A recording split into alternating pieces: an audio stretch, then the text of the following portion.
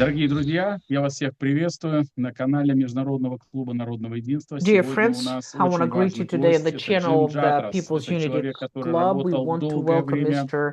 в James. Госдепартаменте.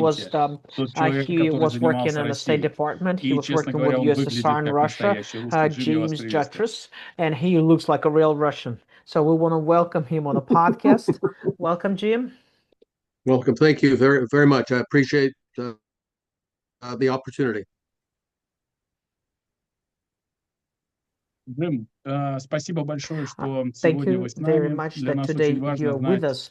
And for us, it's что highly происходит в Америке, в important to мире со understand стороны what takes американца. place in Не the просто world американца, а in the United профессионала, States, который but работал в системе taking your point органов of view as власти. a professional, that Джим, у you меня первый work вопрос, in a как government. And I дипломату, have a потому что я в question прошлом to a тоже был diplomat, дипломатом, because работал I не на also work американском as a направлении, но я diplomat, знаю, not что on все дипломаты American любят direction, but работать с all документами, diplomats, со they love to стратегическими work with планами, paperwork, когда ты strategic понимаешь, plans, куда ты where двигаешься, you are когда каждое understanding where you're посольство в moving мире to, what понимает, country. что и для чего оно делает. You understand why И country сейчас does весь these мир or those things. отслеживает So внешнюю right now, the политику whole США world по is твитам watching президента. after the И они world могут сильно policies, меняться. И politics многих это of the пугает. U.S. president. Как It вы changes считаете, greatly. насколько What do сильно you изменилась think? How система strongly the внешней system политики changed of США? the Насколько она our эмоциональна? Вот то, что сейчас politics change происходит? over Или the это стратегический emotionally? план Is на it 5 лет вперед? emotional plans or strategical plans for 5 years ahead?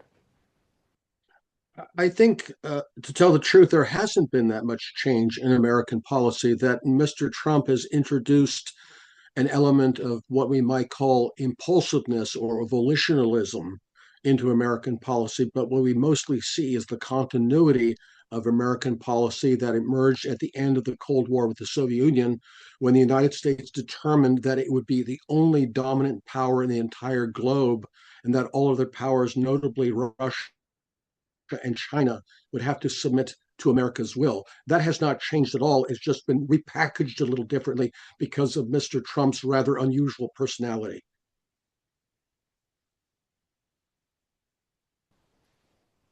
Мгм.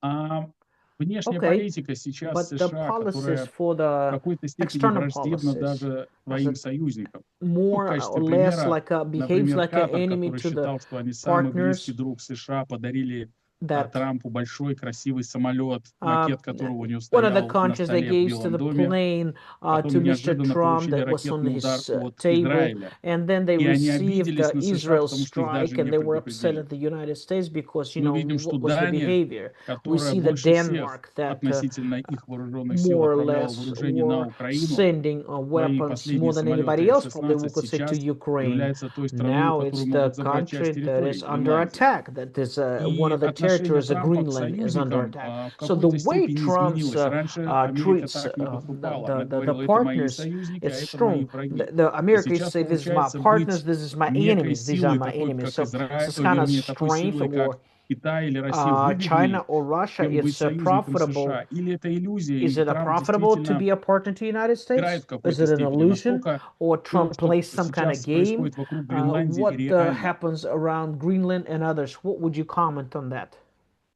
Yes, I think it's quite clear that Trump is a bully. Has an authoritarian personality. He thinks that the best way, and maybe this is something he learned in New York real estate deals, the best way to get what you want is to threaten people and to be prepared to carry out those threats. But again, what is the big picture? We want the rest of the world to submit. And we start with those, as you say, our partners like Denmark. As you know, Denmark has been one of the loudest of the yapping chihuahuas in NATO and in the European Union in its hostility to Russia and its prosecution of the war in Ukraine, which is really an American proxy war against Russia. That fundamental reality has not changed, but Mr. Trump thinks that he can even abuse that relationship by threatening these so-called partners. Mark Rutte calls Trump daddy. Well, it turns out daddy is a rapist, but they still have to do what they're told. Мгм. В России в прошлом году In служба Russia внешней last разведки year, the делала ряд special разных services, заявлений. Они сейчас стали тоже they достаточно made много quite всякого a few в публичную statements плоскость on выпускать. intelligence. И они сказали, что России They said that противостоят Russia противники is не against западные such страны, partners, not а Western страны, countries, but the управляемые countries who are финансово-промышленными ruled группами. by the Deep State financial их and сейчас называют, industrial в groups. основном We call them deep военно-промышленными. state, probably military И industrial через какое-то groups. время, в And прошлом in году, мы certain увидели time новую last стратегию year, we национальной have seen безопасности a США, special strategy of the которой national Трамп defense of прямо United States, обозначил where два Trump врага, particularly said about таких как two Евросоюз как enemies: организация European Union as и an organization транснациональные and корпорации. transnational Наверное, он их не corporations. упоминал впрямую, но мы He didn't понимаем say that прекрасно, это direct, but BlackRock, we understand it's Vanguard, BlackRock, Vanguard, State Street. Tate Это Street, очень and these мощные are структуры с powerful триллионами structures долларов with в виде trillions of акций. dollars Насколько in Трамп US реально с and money. ними, How наверное, real противостоит им? is that Фонды Сороса, Trump вот это stands глубинное against them? государство, которое Soros's сейчас funds, выводит the на улицы deep людей, state that если это реально puts в people городах now on a против street, его that is кампании such с a real мигрантами. threat and Он fighting действительно against с ними migrants in the воюет, United или States. он Is с he ними truly заодно, fighting просто with them, делает or вид, что he это is так one происходит? camp and he just plays a game? I think that's a very perceptive question, Andre, because it's the answer is not very simple. Trump ran as kind of the champion of a kind of an old American identity that goes back to the time when people like me were young, when America was a great industrial power, and also when it had a great deal of national and even ethnic um, consistency in terms of who Americans were.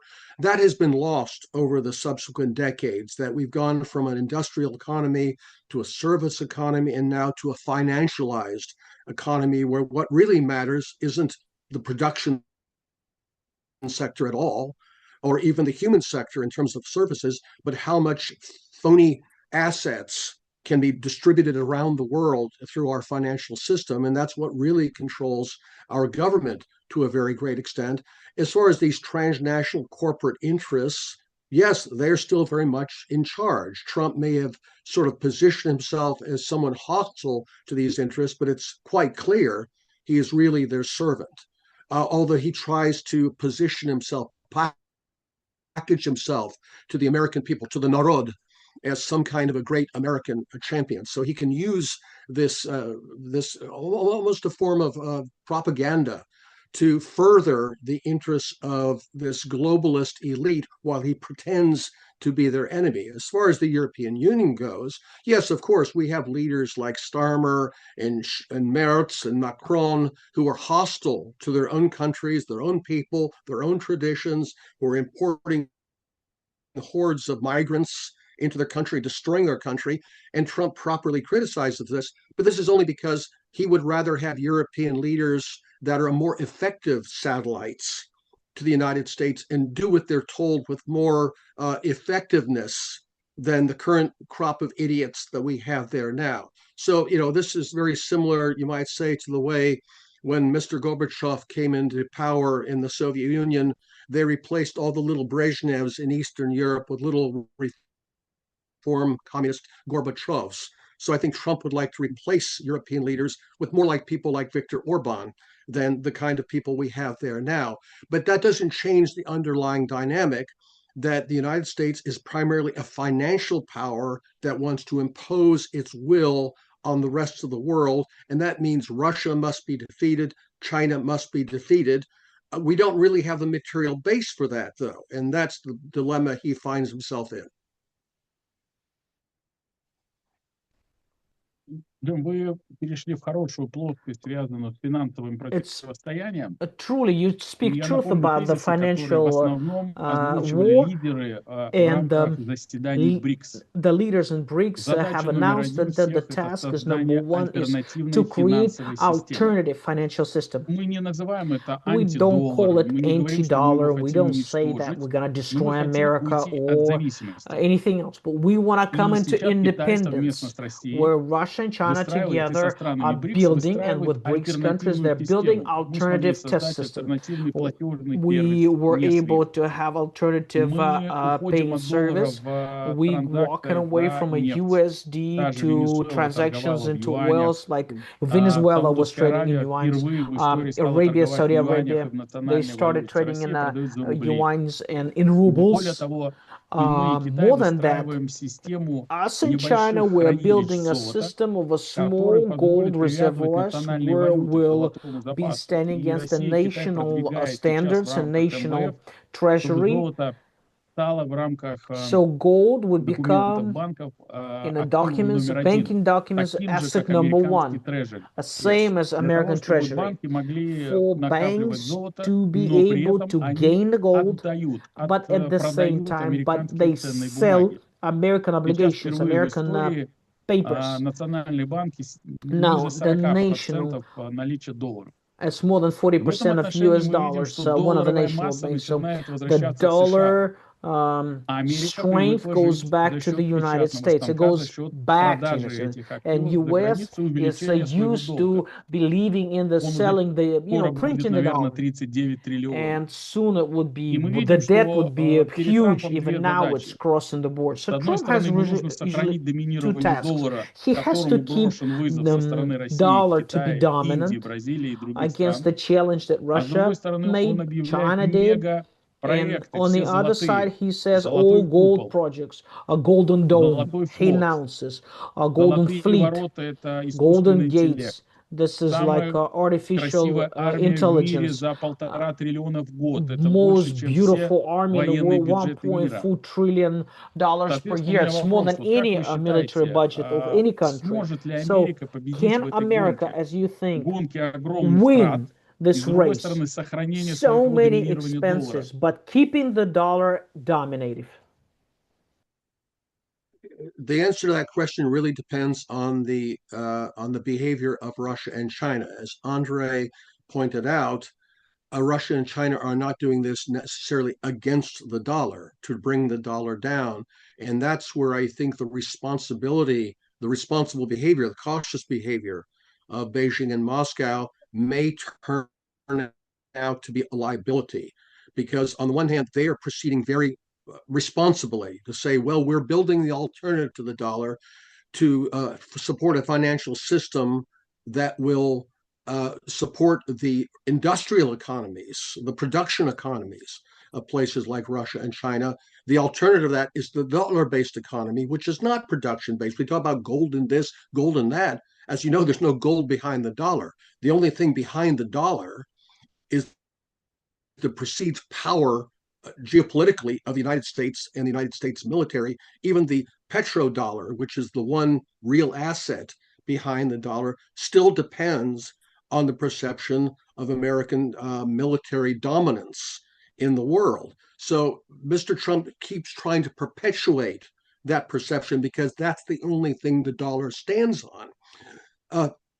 Counter to that, the Russians and Chinese and others may be trying to build this alternative, but at the same time, they're behaving as responsible parties, saying, well, we don't want to cause a major shock to the world economy. We don't want to collapse of the dollar because that would be bad for everybody. The United States will take advantage of that responsible attitude and try to use it as a way to force you to support the dollar. This is why, for example, when President Trump meets President Xi in Beijing in April, I believe, he will try to force President Xi to come to some solution while China will continue to support the dollar while we threaten to cut off their oil supplies. I mean, it's very much the same kind of extortion racket that you see right now with Greenland. And the question is, will the Russians and the Chinese and the others go along with this, or will they face the fact that they're dealing with a rogue state, with an international outlaw that simply cannot be reasoned with? And that's where we end up with a real problem when you have normal people running normal countries who expect us to behave as a normal power, and we are no longer capable of behaving like a normal power.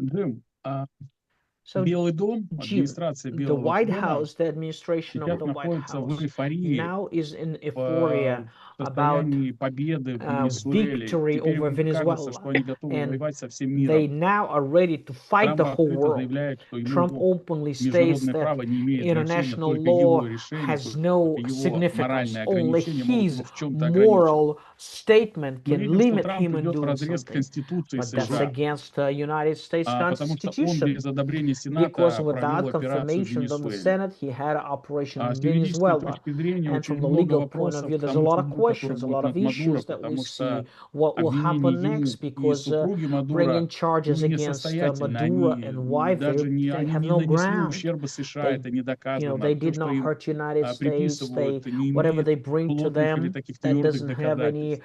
hard proof. И в этой ситуации So in this мы понимаем, что situation, we Америка делает understand that ставку на America обеспечение has a доллара stake через on свои авианосцы, через supporting a давление dollar силы. through Как the вы huge считаете, navy возможно ли еще boats. какие-то операции военные, о Are которых Трамп there any заявляет, military будь то operations that, Мексика, like what I was Колумбия, meaning is that Куба, aircraft вот, carriers, или maybe America продолжение would Венесуэлы, carry если они out не Venezuela into договорятся, или, Cuba, может быть, into вообще и other Гренландия? countries, or could be a Germany involved there?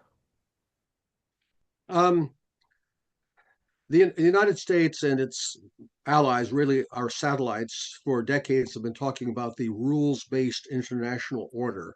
The fact is, there are no rules, and I think at least Stephen Miller has provided a valuable public service by making this explicit. He openly says there are no rules. We are bound by no rules, and that's simply taking the mask off.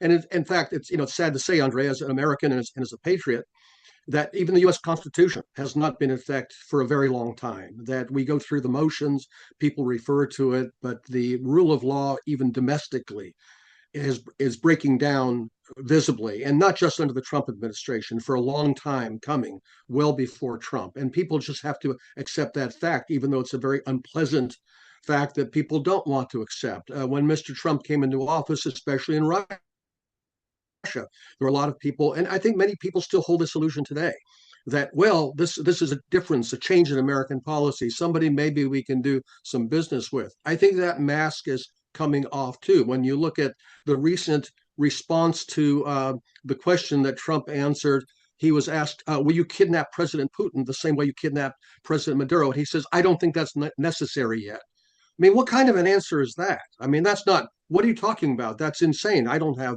the right to do that. No, it just means, well, it's not necessary yet. Maybe I'll do that in the future sometime if I have the possibility of doing so. This is the kind of thing you're dealing with. And I think it's just very hard, but not only for most Americans to understand this, but for a lot of people outside the United States. This is not just talk. This is the way these people actually think. And it's not just limited to the Trump administration or to Steve Miller. This is actually the dilemma the world finds itself today, how to deal with this kind of mentality. С такими людьми. Да, Джим, здесь в точку, потому Yes. что его A bullseye here.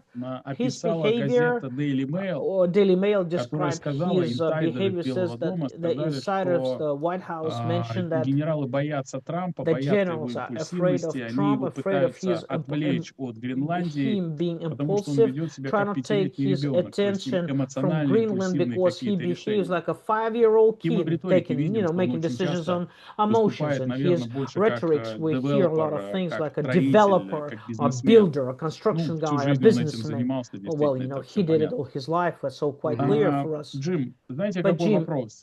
here comes a Если question Трамп that сейчас, if Trump now получив импульс, received an эмоциональный импульс своих emotional побед, impulse to his двигается victories, дальше, считая, so-called что victories, he победителей moves не on судят, further and he а says мы в that России there's очень no часто court over the используем champion. древнеримскую But in цитату, что Russia, we власть use a развращает, а ancient абсолютная власть Roman развращает Empire абсолютно. quote that the В этой power ситуации really насколько puts you вероятно, что down, but Трамп absolute power really чуть позже takes out your оденет кепку, character. где будет написано Yeah. «Трамп Maybe 2028», they will say когда он пойдет на Trump третий президентский 2028 срок. when he will go for the third term election. What do you think? I think that's highly unlikely. In fact, I would be surprised if he even finishes out this term, either through impeachment or through a high health crisis or for some other reason. We'll see, of course. Again, I don't think we should put too much emphasis on Trump himself, except to say that under Trump, the mask is off. The rhetoric is exposed for what it is. But let's remember, this has been the pattern of the United States in the entire post-Cold War period. We promised Russia that NATO would not expand, and then we expanded it. And we told the Russians, well, you should have got it in writing. Well, then in 1999, the Russians got it in writing about what the future status of Kosovo would be. You got a Security Council resolution, and we tore that up. We don't care about that. Oh, and then there was an agreement on the night that Yanukovych was forced to agree to new elections in Ukraine. We're going to have a power sharing deal and new elections. We tore that one up too. Then we had the Minsk agreement, and we tore those agreements up too. I mean, nothing Trump is doing is any different in substance from what we've seen the United States doing since the early 1990s. It's just he doesn't even pretend anymore. So, Mr. Lavrov said back in 2007 that the behavior of the United States was reminiscent of the behavior of Trotskyism and Bolshevism. Well, that's us now, and it has been us for a very long time. It's just now we don't even pretend. This is who we are. You must obey or we will destroy you. Maybe the good news there is that in his very undisciplined personal behavior and his desire always to be the winner through some kind of a cheap action. We'll bomb Iran and pretend that the problem is solved, or we'll kidnap Maduro and pretend that the problem is solved. He does go look for the cheap win, and that necessarily is not necessarily going to work out very well. Let's be honest. Almost everybody is now expecting an attack on Iran in the not too distant future. At some point, this policy is going to get us into very big trouble that will have consequences for Mr. Trump and for the United States and maybe for the world as a whole. That is something we should all be terrified about how that could work out. At the same time, I think this kind of voluntarism could also mean the rapid collapse at some point of the American dollar and of the American imperial overreach. I've always thought of Mr. Trump as kind of an American Gorbachev in a sense, that by trying to save a system that cannot be saved, he's ending up destabilizing the system and becoming a catalyst for its collapse. And that's a collapse that will occur, unfortunately, also here in the United States. I think a lot of people look at the kind of things that is happening on American streets with, people getting shot, these kind of confrontations between people who do not even live in the same mental and moral universe. That is the kind of thing that happens in a country in a kind of a pre-Civil War kind of context. It's very worrisome on a number of fronts, and I think that the outcome is not going to be very pleasant.